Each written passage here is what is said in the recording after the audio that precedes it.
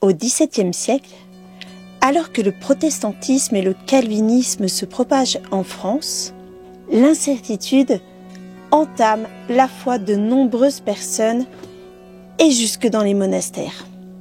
Une abbaye de bénédictins à Féverney, qui se sont éloignés de la règle de leur fondateur, pratiquent seulement le culte envers Notre-Dame la Blanche. Cette Vierge est connue dans toute la contrée pour être miraculeuse. Par son intercession, plusieurs miracles se sont produits. Entre autres, celui du retour à la vie de 2 enfants pas encore baptisés. En 1608, à la veille de la Pentecôte, les moines font préparer un autel provisoire en ce lieu pour l'exposition du Saint-Sacrement. La lunette de l'ostensoir est très large. Les moines y placent donc 2 hosties et après les vêpres, le laissent sur l'autel. Le matin suivant, le sacristain arrive pour ouvrir l'église et la trouve pleine de fumée. L'autel est totalement en cendres. Il hurle donc. Les moines et des personnes du voisinage se précipitent. Ils commencent à remuer les cendres dans l'espoir de retrouver une partie de l'ostensoir intacte. Mais lorsque la fumée se dissipe, ils sont stupéfaits de voir l'ostensoir suspendu dans les airs. La foule accourt pour contempler ce prodige et les hosties restaient intactes malgré l'incendie. Les moines demandent conseil aux capucins de Vesoul. Ceux-ci préparent un nouvel autel et célèbrent la Sainte Messe. C'est alors qu'au moment de l'élévation de l'hostie, l'ostensoir descend doucement pour se poser sur le nouvel autel. Le 10 juillet, l'archevêque de Besançon déclare le miracle authentique. Et le 13 septembre, le nonce de Bruxelles fait reconnaître le miracle par le pape Paul V. Ce miracle ranime alors la foi d'un grand nombre. Aujourd'hui, on peut encore vénérer la relique du miracle d'une des 2 hosties. L'autre hostie, après avoir été donnée à l'église de Dole, a été détruite à la Révolution. Nous voyons encore avec ce miracle que la France a été le théâtre de plusieurs miracles eucharistiques. Voici une carte de France qui montre les différents lieux où des miracles eucharistiques ont eu lieu.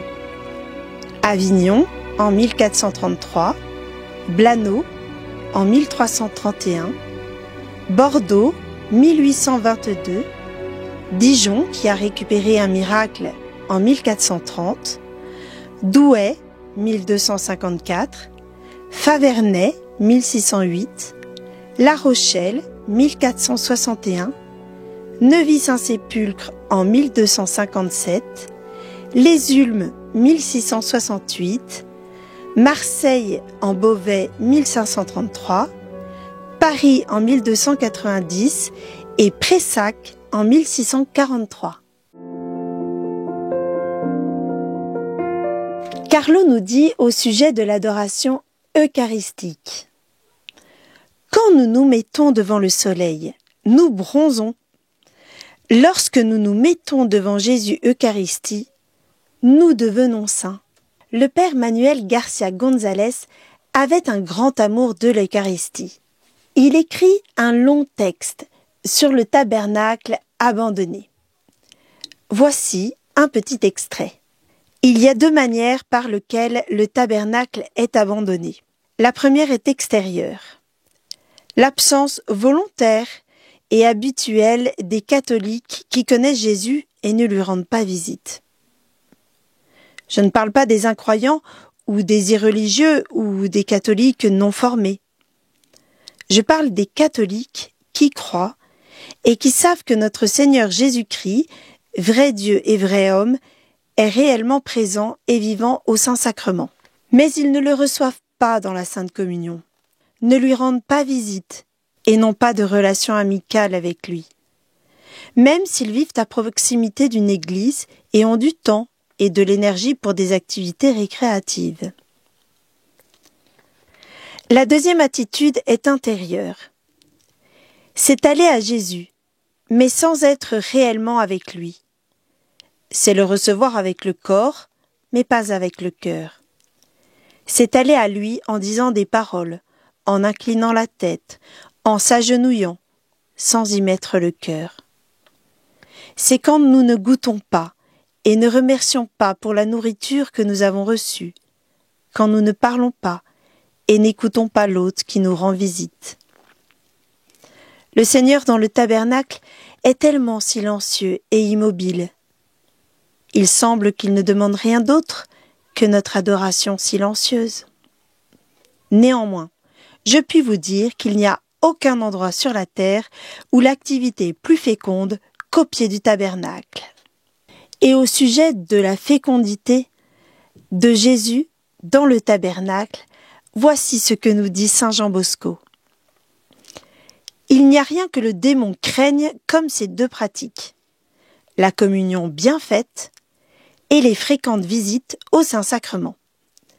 Voulez-vous que le Seigneur vous accorde beaucoup de grâce ? Visitez-le souvent. Voulez-vous qu'il vous en fasse peu ? Visitez-le rarement. Aussi, la question que nous pouvons nous poser aujourd'hui est : est-ce que je veux beaucoup ? Est-ce que je demande beaucoup au Seigneur ? Oui ? Alors, visitons beaucoup le Saint-Sacrement.